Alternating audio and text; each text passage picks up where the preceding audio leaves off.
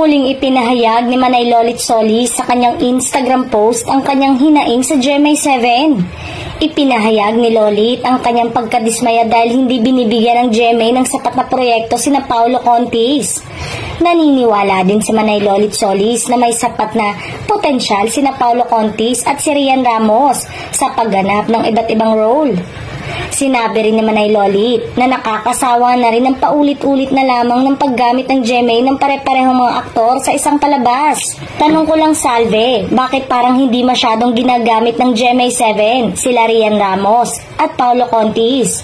Kasi pag nanonood ako ng mga serye, naiisip ko ang mga multi-talented stars like Rian at Paulo.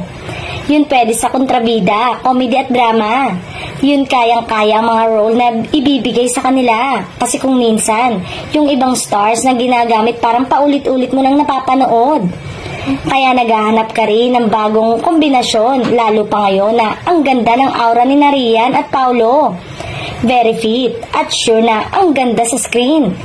Kaya naman kundi mo napapanood dahil mahuhusay na artista. Calling GMA7, please ilagay nyo sa mga bagong serye sina Paulo Contis at Rian Ramos. Sayang ang huhusay na artista, gawin nating busy.